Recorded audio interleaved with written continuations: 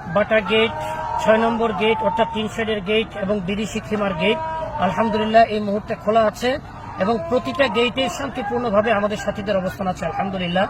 তো আমরা খবর পাচ্ছি যেহেতু আমরা কোনো ধরনের আক্রমণ ছাড়া, কোনো ধরনের হামলা ছাড়া, কোনো ধরনের উস্কানি ছাড়া, কারো গায়ে টাচ করা ছাড়া আমরা ঢুকতেছি, এটা আমাদের মহা বিজয়। এটাকে রোখার জন্য আমাদের প্রতিপক্ষ ভাইরা নিজেরা আক্রমণ করা শুরু করছে। আমাদের সাথে ছিল কমপক্ষে হলেও 40-45 হাজারের মতো, এর বেশি হবে না।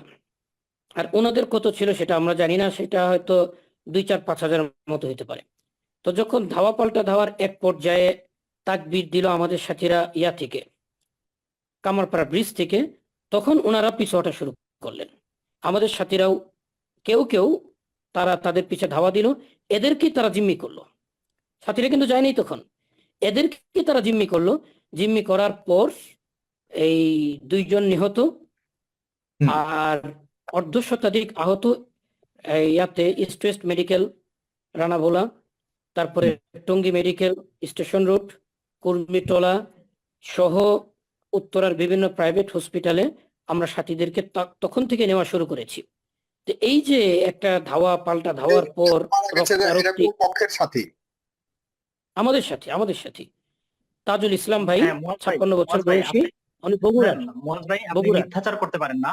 আপনি একটা ভিডিও দিয়েছেন শেষ রাতে যে আপনাদের সাথী মারা গেছে, কিন্তু সেই যে সাথী আমিনুল ইসলাম বাচ্চু ভাই মারা গেছে, ওনার যারা জামাতের সাথী ছিল সবাই সুস্পষ্ট বলছে যে ওনারা পাহারার জামাতে ছিল এবং পাহারার জামাতের সাথে আমিনুল ইসলাম বাচ্চু ভাইকে আপনারা হত্যা করছেন।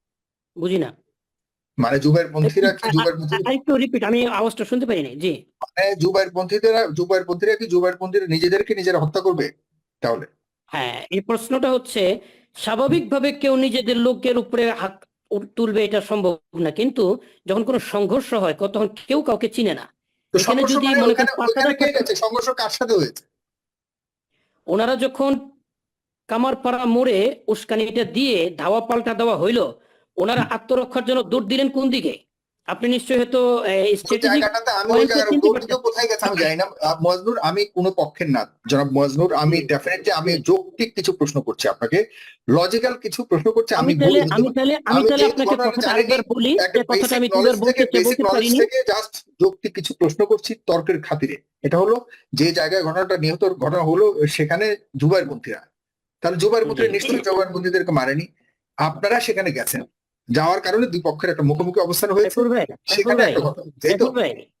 সাইফুল ভাই, যখন কোথাও সংঘর্ষ হয়, যেরকম মনে করেন আমার 40,000-এর 4,000-কে আমি চিনি না চেহারায়, আমি নামেও চিনবো না, বাকি আমাদের সাথে এতটুকু আমি চিনি। এরকম যদি 1,000-কে আমি চিনবো কিনা বলতে পারবো না। ঠিক এরকমই যখন কোনো সংঘর্ষ হয়, আল্লাহ না করুক, যেহেতু প্রত্যেকের মুখে দাড়ি, প্রত্যেকের গায়ে পাঞ্জাবি, তো এই অবস্থার ভিতরে কে কোন পক্ষ কে কোন দিক এটা আসলে বোঝাই মুশকিল হয়ে যায়।